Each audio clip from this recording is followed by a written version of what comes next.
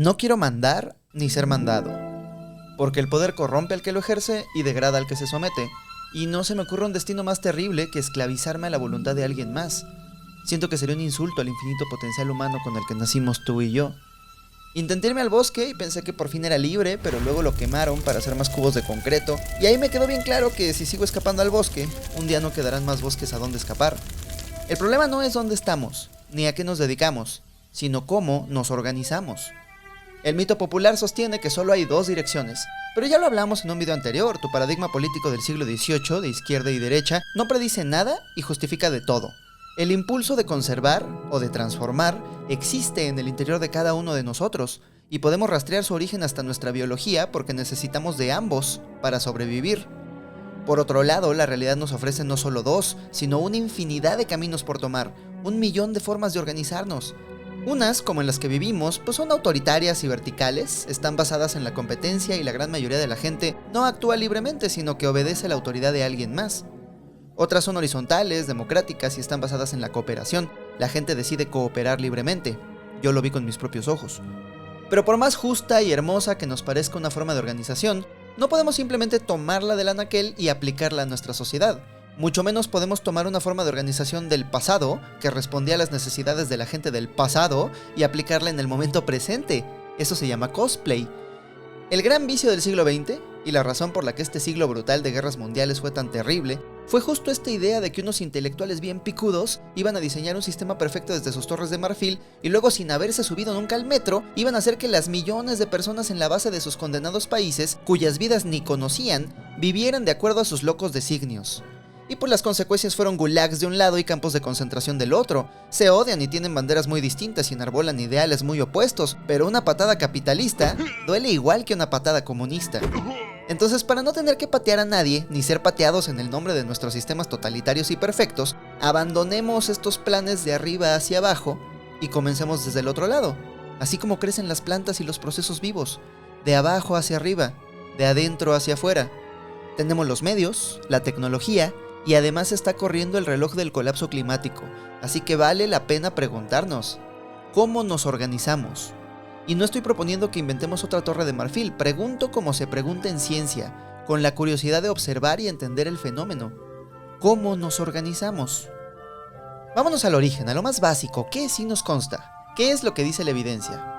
Pues según la radiación cósmica de fondo, hace 13.800 millones de años, tras la singularidad a la que le llamamos el Big Bang porque no sabemos qué pasó ahí, el universo era una sopa homogénea hecha de un solo ingrediente, el humilde átomo de hidrógeno, que no es más que una carga positiva orbitada por una carga negativa, 1 y 0, blanco y negro, la dualidad primordial que dio origen a todo. Y bueno, también había helio, porque la evidencia siempre es menos poética que nuestras teorías más perfectas, pero la homogeneidad total es solo una de todas las configuraciones posibles de la materia del universo, así que por pura probabilidad, molécula a molécula, se fueron agrupando, formando inestabilidades gravitatorias alrededor de las cuales se formaron nubes que, cuando acumularon suficiente densidad, colapsaron bajo la fuerza de su propia gravedad, y en su interior la presión fue tan fuerte que las cargas no tuvieron más opción que fusionarse en elementos más y más pesados hasta que agotaban su combustible y morían en explosiones colosales que esparcían el fruto de miles de millones de años de fusión interestelar a formar nuevos cuerpos, nuevas nubes que, agolpadas por la gravedad, colapsarían en nuevas estrellas, tan masivas que a su gravedad caerían más nubes, más materia, que primero como discos de polvo poco a poco cedían a su propia gravedad y formarían esferas. La primera forma, la unidad autocontenida de la materia autoorganizada alrededor de su propia gravedad. La innumerable cantidad de esferas que encontramos en todas las formas de la materia a través de niveles de la complejidad debería ser evidencia suficiente de la autoorganización del universo. En uno de estos sistemas planetarios, alrededor de una estrella no tan grande, a orillas de la Vía Láctea, en uno de sus planetas promedio, llovió durante millones de años. Agua fría sobre roca caliente. Y como todo sistema físico tiende al equilibrio, cuando el calor del Sol y del centro de la Tierra encontraron el frío de sus nuevos océanos, en ese mar de todo tipo de temperaturas y densidades, que se evaporaba y se volvía a mojar en las costas, que en su vientre guardaba y recombinaba todos los elementos de la Tierra, en ese caldo primordial hace 4.000 millones de años, de esta recombinación de la materia emergieron las primeras moléculas autorreplicantes, las primeras estructuras membranosas, los primeros aminoácidos. Esta parte nos consta porque la hemos replicado en laboratorio muchas veces. En este mar de recombinaciones se autoorganizaron las primeras moléculas de ADN al interior de los procariontes más primitivos, y durante miles de millones de años la vida fue muy simple. pura transmisión lateral de genes entre seres unicelulares. Pero hace 2000 millones de años, estos dos cositos vivos se hicieron panas, y juntas, célula y mitocondria, cambiaron para siempre el juego. Uno podría argumentar que el apoyo mutuo hizo posible la vida multicelular. Ahora tenían energía para procesos complejos, para coordinarse en seres multicelulares, para especializar sus procesos y convertirse en tejidos que juntos actuaran como órganos de un organismo. Las células más fotosensibles hacían de los primeros ojos y las células más resistentes hacían como la primera piel. Y ahora estos nuevos procesos colectivos de la vida unicelular tenían sentidos y conciencia individual de ser un algo emergente y autónomo de todos sus procesos unicelulares, como tú. Y estos seres multicelulares mutaron en todas direcciones, pero las condiciones cambiantes del ecosistema muy rápido les impusieron un algoritmo de supervivencia que gobernaría sus destinos y formas. Solo sobrevivirá quien sea mejor sobreviviendo. O selección natural para los cuates. Arrojados a este juego de sobrevivir y reproducirse, los seres vivos fueron desarrollando estrategias cada vez más complejas de supervivencia, y apenas tuvieron forma de comunicarse entre ellos, comenzaron a ayudarse entre sí. Hace 521 millones de años, los trilobites ya se encontraban formados en fila india o en círculo.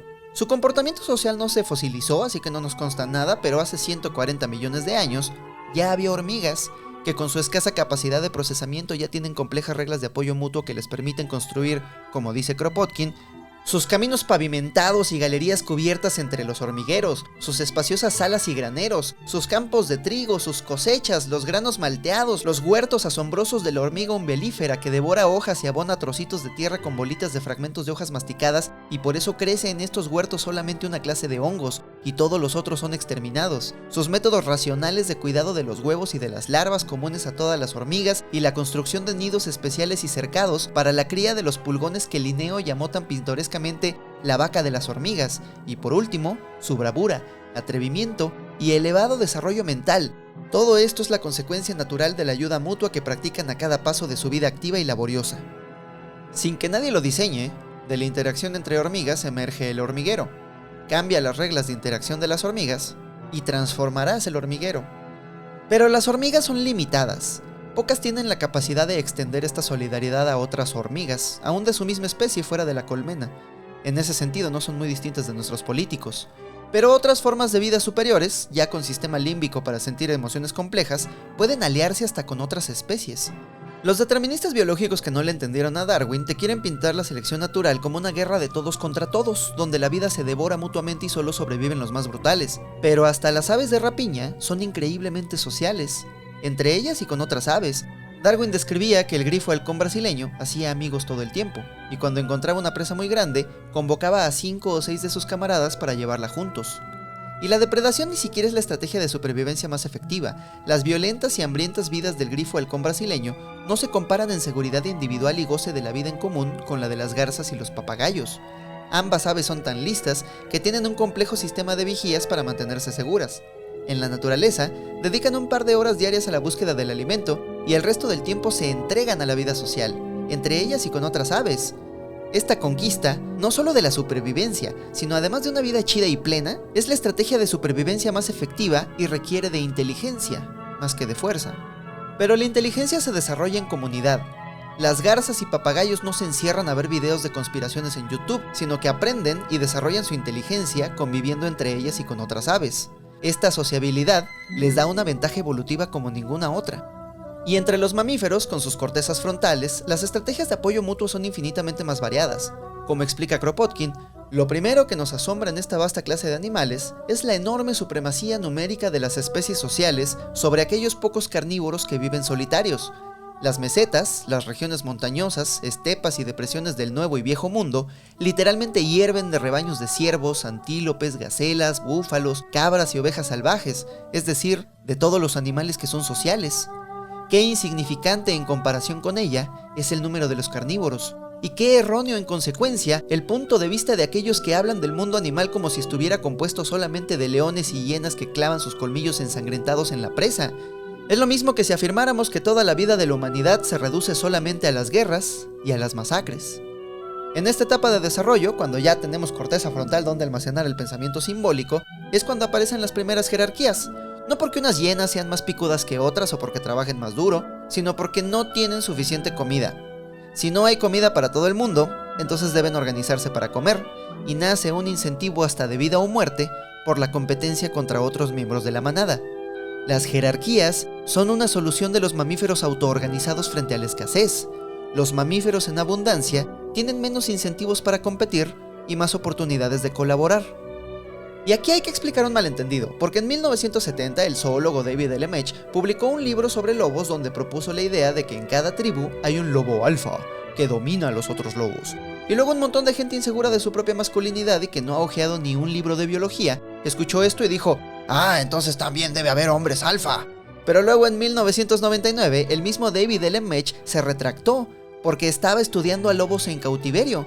Cuando fue a observar lobos en la vida real, descubrió que no hay alfas, más bien se comportan como una familia.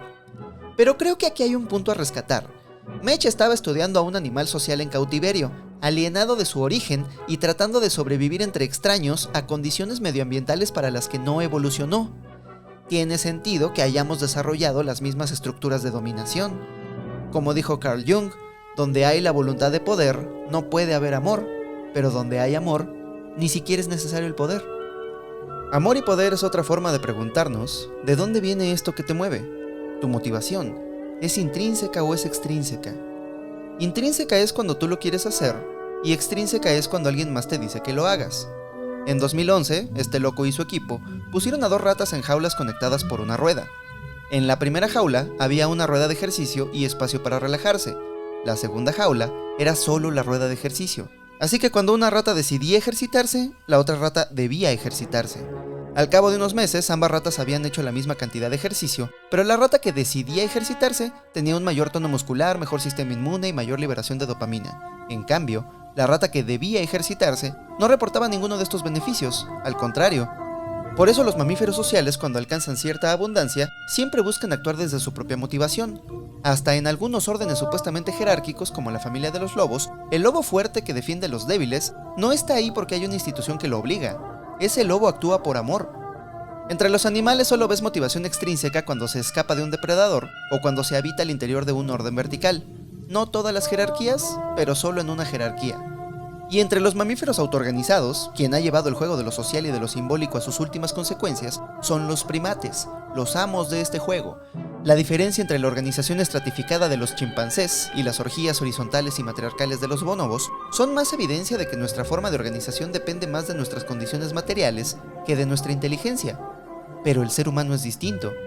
O sea, sí somos primates, por eso también tenemos el instinto de entrarle a estas dinámicas de dominio y sumisión, pero lo que hace a nuestras sociedades humanas esencialmente distintas es que podemos tomar la decisión racional de no actuar de esa manera.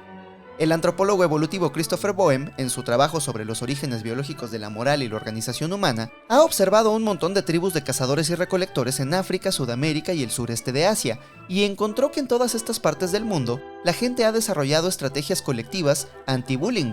Si alguien cae en sus instintos de dominación de chango y busca abusar de su prójimo, estas sociedades tienen costumbres de humillarlos, burlarse, y en el caso de psicópatas sin remordimiento, es muy raro, pero sí llegan hasta asesinarles.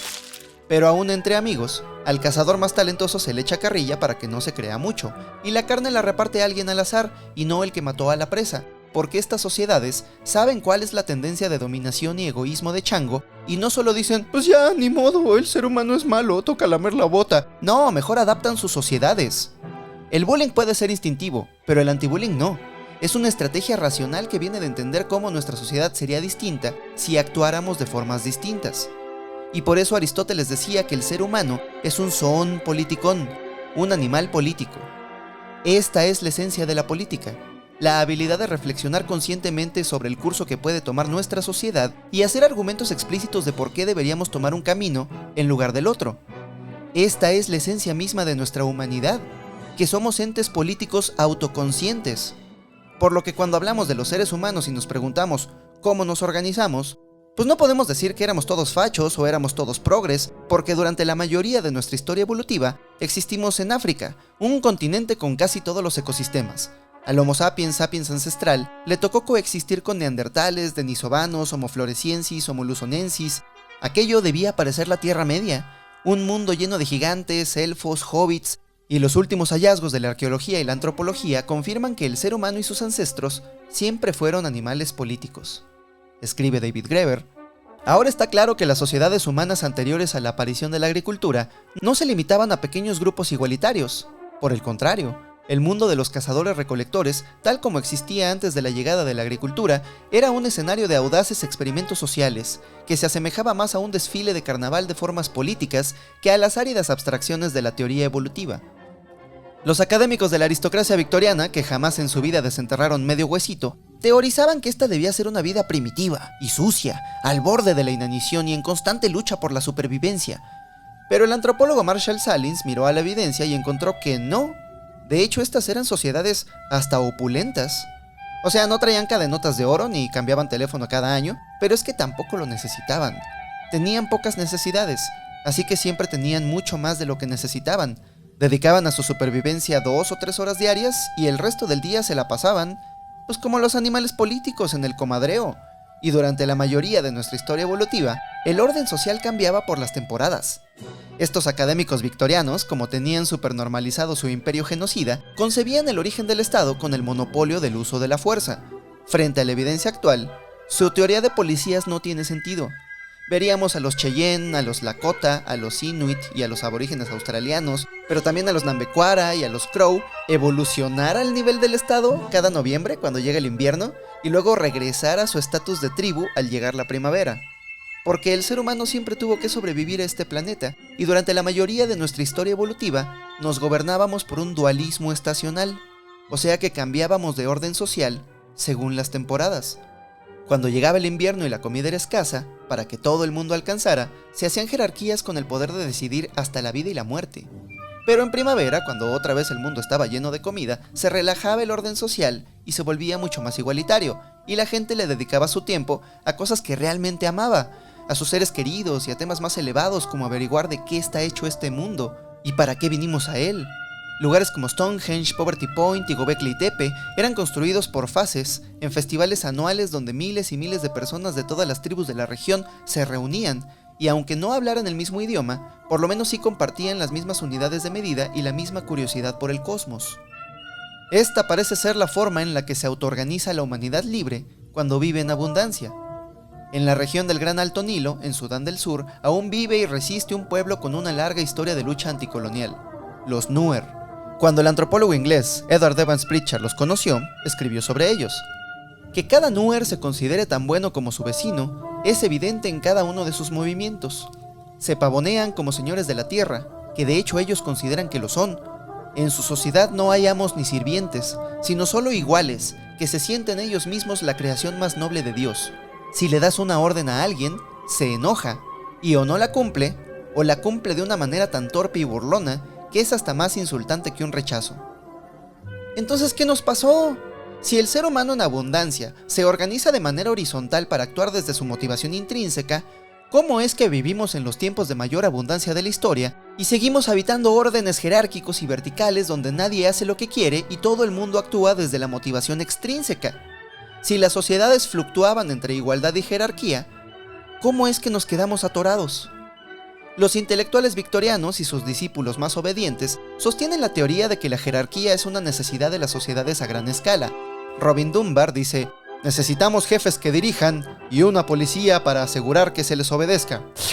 Jared Diamond dice: las poblaciones grandes no pueden funcionar sin líderes que tomen las decisiones, ejecutivos que las lleven a cabo y burócratas que administren las decisiones y las leyes.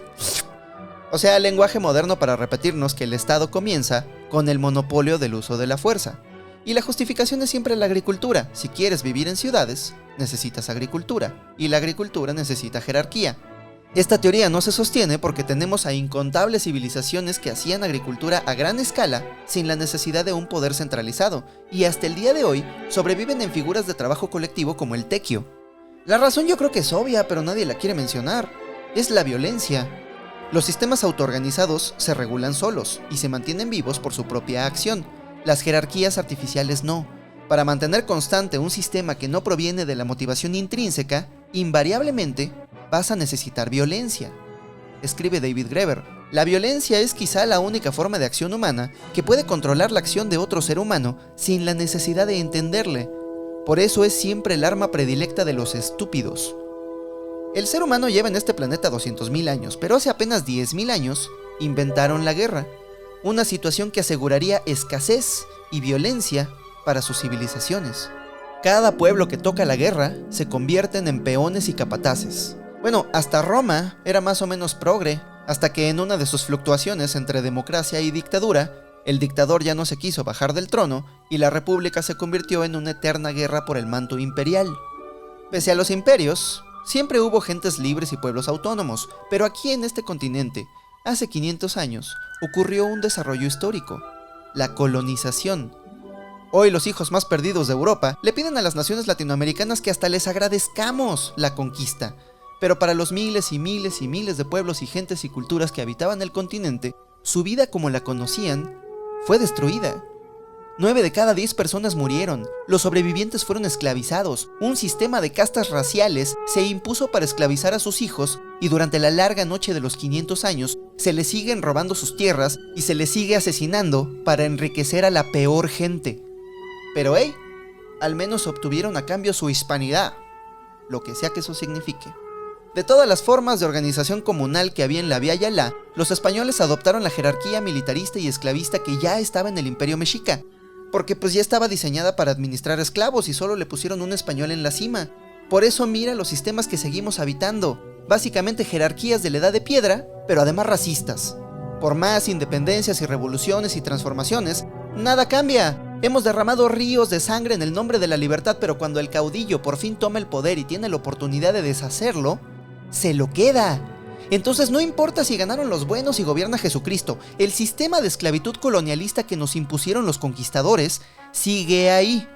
Cuando nos preguntamos por qué el sistema funciona tan mal para tantos y también para muy pocos, cuando observamos que castiga al trabajador mientras que recompensa a los usureros, explotadores y ladrones, es que fueron ellos los que lo pusieron en marcha. 500 años más tarde, aunque cambiamos de imperio, distintos amos han encontrado en esta forma de organización una cómoda correa para gobernar a los países hijos de la Nueva España, porque el orden social de la colonia fue diseñado para la extracción, la depredación y la esclavitud de un pueblo conquistado, y mientras no nos lo saquemos de encima, seguiremos siendo colonia. Entonces, ¿qué hacer? No quiero mandar ni ser mandado, pero vivo en una dictadura de mercado disfrazada de democracia y si me equivoco, cállenme la boca aprobando las 40 horas. No sé si te pasa lo mismo en tu país de origen.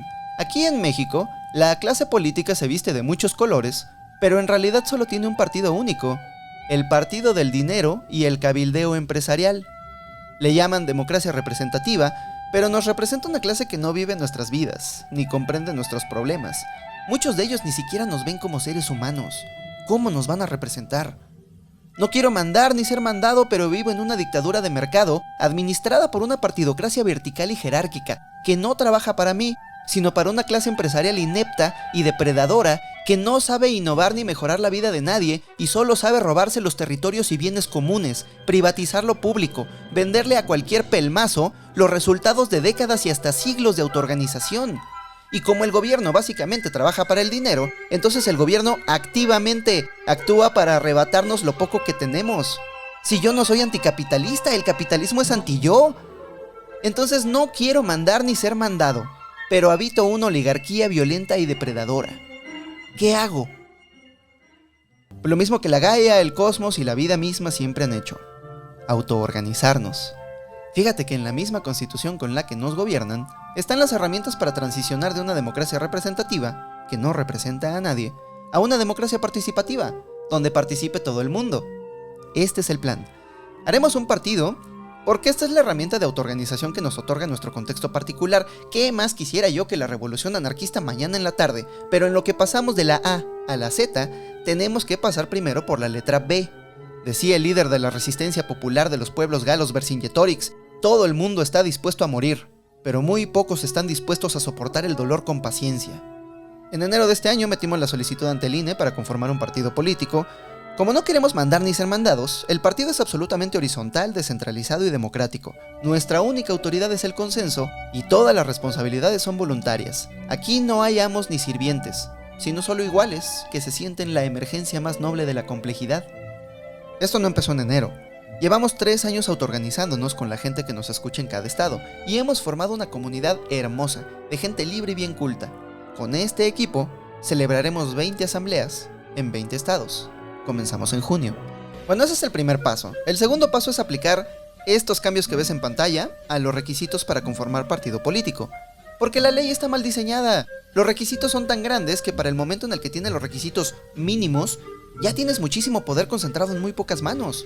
Esta ley garantiza la construcción de oligarquías.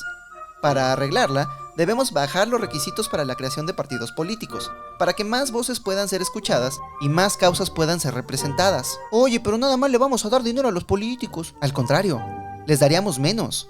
Cada año el presupuesto asignado a partido político te cuesta como 50 pesos más o menos. Esa bolsa acumulada se distribuye proporcionalmente entre todos los partidos. Como hoy tenemos otra hegemonía política, pues casi toda la lana se va para esas honradas manos. Pero si hubiera más voces, más causas representadas, a cada partido le tocaría una proporción menos exagerada. Los partidos ya no tendrían el presupuesto para cubrir colonias enteras de su basura electoral que sigue liberando microplásticos al aire hasta el día de hoy, y de hecho tendrían que dialogar con la gente, entender qué quieren, consensar con otras causas y perspectivas. El tercer paso, para reparar el sistema de representantes que no representa a nadie. Hace 3 años, mira qué ingenuidad, creíamos que esto se podía hacer por medio de blockchain. La aplicación ya está, pero en el camino descubrimos que primero necesitamos crear redes humanas. Y mientras estábamos en ese proceso, descubrimos que por lo menos en la Ciudad de México, la Ley de Participación Ciudadana nos da las facultades para reemplazar cada organismo de representación partidista con una figura de autogobierno. O sea, topa que con solo 10.300 firmas podemos meter una iniciativa de ley ciudadana para que todos los diputados deban usar peluca de payaso. Y luego con solo 31.675 firmas podemos meter un referéndum para votarla entre la ciudadanía y aprobarla. ¿Te das cuenta? No necesitamos diputados. Esta ley nos garantiza un 4% de nuestro presupuesto por alcaldía para administrar entre la ciudadanía. Pero como nadie sabe, lo administran los partidos y sus paleros. Si metemos una iniciativa de ley para subir los presupuestos participativos al 50% del presupuesto de cada alcaldía, les enseñaríamos que ni siquiera necesitamos alcaldes. Y ya que la ciudadanía administra su propia ciudad y resuelve sus necesidades de manera horizontal, con todo respeto, pero ¿para qué necesitamos jefe o jefa de gobierno? El fin último es una nación que se gobierne sola, sin necesidad de una clase política, que desde abajo para arriba, de adentro para afuera, vaya tomando la forma de las soluciones a cada necesidad individual, infinitamente diverso en la base, pero unificado en la cima. Una unión voluntaria de colectividades. Ese es el fin último. Pero aquí y ahora, en las causas comunes que nos reúnen en las calles, necesitamos de cosas bien concretas del poder legislativo y no podemos seguir confiando en los partidos actuales. Porque son clase política y no les importan nuestras causas más que como botín para darse relumbrón, acceder a cargos más picudos mientras que dejan tirada la causa común. Entonces, como ya nos cansamos de estar siempre a merced de algún burócrata oportunista, tomemos estos cargos de representación para dárselos a quien sí nos represente. Tú y yo y todo el mundo por medio de un diálogo constante. Porque como dice David Graeber, la verdad fundamental del mundo es que es algo que nosotros hacemos. Y muy fácilmente podríamos hacerlo distinto. Abandona tus sueños de éxito capitalista. Deja de prestarle tus manos y ojos al tirano y vente a hacer un mundo distinto. ¿Cómo haremos el mundo del mañana? ¿Cómo nos autoorganizaremos? ¿En forma de una pirámide de esclavos? Yo no quiero eso. ¿O como una comunidad de gente libre? Como una tierra sin guerra ni esclavitud, cuyo brillo opaque la oscuridad de la muerte. Como una cultura que cuide más de la vida que del dinero. Como una especie abundante donde tengamos lo suficiente y nadie nunca más tenga que vender su tiempo. Como un mundo donde quepan muchos mundos, donde nunca nadie más tenga que mandar o ser mandado. Podemos hacer lo que queramos, solo tenemos que organizarnos. Oye, muchas gracias por tu atención y si este te parece un buen plan y quieres ayudarnos a arrebatarle nuestra libertad al sistema, pues te damos la bienvenida al movimiento, y se me ocurren 3 maneras en las que puedes ayudar. La primera sería llenar el censo. Aquí estamos viendo cuántos somos y con quién contamos en cada estado para empezar a armar los planes de este año. El enlace del censo te lo dejé en la descripción. La segunda sería contactarte con tu comunidad local de Migala. Nos hemos esforzado por organizar una comunidad chida en cada estado, pero no hemos podido aún visitarlos a todos, así que tienes una misión muy especial.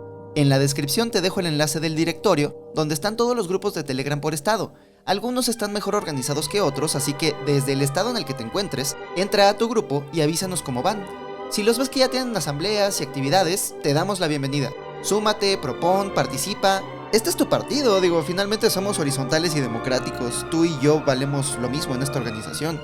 Pero si ves que en tu estado aún hay poco movimiento o falta organización, avísanos en redes y los iremos a visitar pronto. Esa es la tercera forma en la que creo que nos puedes ayudar. Mira, yo sé que necesitamos encontrar soluciones fuera de la lógica del dinero, pero en lo que vamos a conocer a la bandita de los estados, pues la neta dudo mucho que los choferes de los camiones me acepten como método de pago el trueque, y fíjate que tampoco soy muy fan de pedir apoyo a cambio de nada, pues ni que fuéramos Javier Milei. Así que mira, te propongo lo siguiente. Esto que ves en pantalla no es cualquier salsa, es la salsa de la locura teposteca, la salsa más picante y deliciosa que probarás en tu vida. Esta de aquí es mi contribución más grande a la humanidad y te vendo un frasco. En la descripción encontrarás el enlace para conseguir tu salsa y apoyar al movimiento. Esto es como una rifa de pueblo, solo que en lugar de un papelito te daremos una salsa que te hará reír, te hará llorar, te hará sufrir y amar la vida al mismo tiempo. La única cosa que no tenemos son envíos, así que tengo que entregarte tu salsa en persona, en tus manos, yo mismo, cuando vaya a tu estado. Las asambleas serán en junio, entonces voy a pasar por tu estado antes de junio. Así que si le picas al enlace de la descripción y compras una salsa, a tu correo llegará un código QR. Con ese código QR podrás entrar a un grupo de WhatsApp donde estaremos organizando la gira de la salsa. Pasaremos por cada estado de la república donde pidan salsas. Donde pidan más salsa, iremos más pronto. Normalmente cuando visitamos un estado, organizamos un evento muy bonito donde hacemos trueques, hay música, platicamos con la banda y nos la pasamos muy chido en algún espacio público donde no tengamos que consumir. Le llamamos el Día del Apoyo Mutuo. Si no quieres salsas, no te quieres organizar, no nos quieres dar tus datos, pero tú, como yo también, sospechas que algo salió muy mal con la civilización humana y que debemos enderezar el rumbo de manera urgente o entregarle nuestros destinos al azar indiferente, entonces vente a bailar, vente a pasarla bien. Si ves con claridad el futuro catastrófico al que nos aproximamos y no hacemos nada, y de todas formas tu respuesta es no hacer nada, pues mira, yo respeto la fe de cada quien, pero eso significa que tienes un fuerte incentivo para disfrutar más de cada día, para estar aquí presente, prestar atención y escuchar qué exige de ti este momento presente que es todo lo que hay. No me des ni un peso. Si estás aquí y ahora, haces más por el mundo que todos nosotros, atados a nuestros destinos. Y si eres de otro país pero quieres apoyar este movimiento, mira, puedes comprar toda la salsa que quieras, pero te voy a pedir un poquito más de paciencia, porque iremos a Sudamérica, pero hasta el próximo año, terminando las asambleas, cuando ya hayamos terminado de formar partido, para compartir con la bandita organizada de todo el continente las buenas noticias, que no necesitamos mandar ni ser mandades, que podemos ser libres, pero de una libertad que los esclavos del dinero no han ni siquiera olido. Te estoy viendo, Argentina. Si alguna de nuestras naciones se beneficiaría de dejar de poner sus destinos colectivos en las manos de algún mesías empleado del dinero internacional, son ustedes. Su hermoso país y sus tierras fértiles están siendo saqueadas por un imperio en decadencia, por un vampiro de escala global al que no le importa dejar seco el mundo entero antes de morir víctima del hambre eterna que le impone su ideología de consumo insaciable y crecimiento eterno. El crecimiento infinito en un entorno finito es la ideología del cáncer. Déjame repetirlo, el crecimiento ilimitado en un ecosistema de recursos limitados es una condena de muerte para todos los seres que dependen de ese ecosistema y es la ideología del cáncer. No me interesan las culpas porque no soy católico y porque en un sistema roto todo el mundo es parte del problema. No me importan las culpas, me aburren, me dan pereza, son de gente estúpida. No me importan las culpas, prefiero encontrar soluciones. Tú no tienes enemigos, Thorfinn, nadie los tiene. Nadie en este mundo merece que le lastimen. Y si te quedas con algo de este video que no sea hacer política, que no sea la evidencia de la inherente libertad humana, que no sea con nuestras especulaciones sobre el papel de la conciencia en la autoorganización del cosmos, si te quedas con algo de todo esto, solo recuerda la motivación intrínseca contra la motivación extrínseca. Puedes navegar el mundo desde el miedo o la esperanza, tú decides.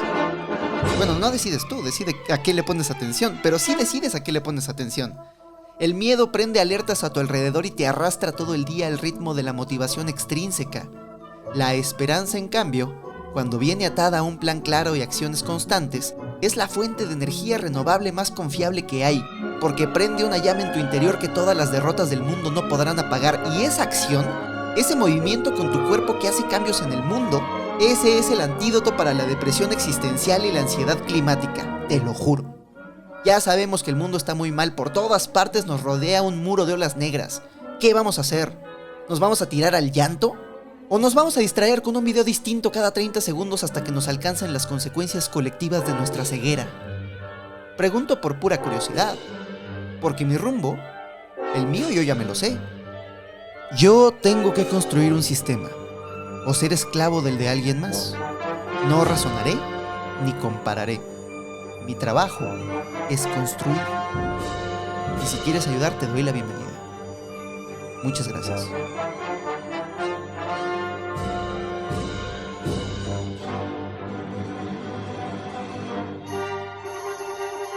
Oye, y perdón que tenga que aclarar estas cosas, pero cada vez que hacemos públicos los enlaces de nuestros grupos de WhatsApp, yo sé que venimos de una cultura autoritaria. Yo sé que venimos de un país militarizado que incluso le promete al ejército un soldado en cada hijo. Eso está cabrón y tenemos que hablar de ello en algún momento. Pero nada más si les pido un favor. Si participan de otros partidos, si son parte de otras organizaciones, eso no nos importa. No vengan aquí a querer mandar. Todo el punto de hacer esto es no mandar ni ser mandados. Entonces si vienen y quieren aplicar autoridad, si vienen como Mario Delgado llegó a Morena y quieren traer a su estructura para que ustedes tengan ahí su pequeño cacicazgo, vienen a perder el tiempo. No vengan a perder su tiempo y mucho menos vengan a perder el nuestro. ¿Por qué quieren vivir en otra jerarquía de esclavos? Allá afuera hay 1 millón. Hay otros partidos y todos son verticales y todos son lamebotismo institucionalizado. Si quieres ser libre, ven aquí. Si quieres mandar o ser mandado, pues no sé, sal allá afuera. En cada esquina van a querer echarte encima sus cadenas. A nosotros déjanos en paz. No vengan a mandar. Déjenme repetírselo otra vez. Paleros de Morena, gente de izquierdas que quiere hacerse de un relumbrón, gente que nada más quiere cargos públicos por el dinero que va a cobrar. No vengan a perder su tiempo. Van a perder su tiempo, los vamos a humillar, los vamos a ridiculizar, se la van a pasar mal, nos la vamos a pasar mal. Mejor abandonen sus egos estúpidos, abandonen sus planes de cacique y güey, vente a ser libre. ¿Qué pierdes? Aparte de tus cadenas. Por favor, no vengan a perder nuestro tiempo. Ya, bye.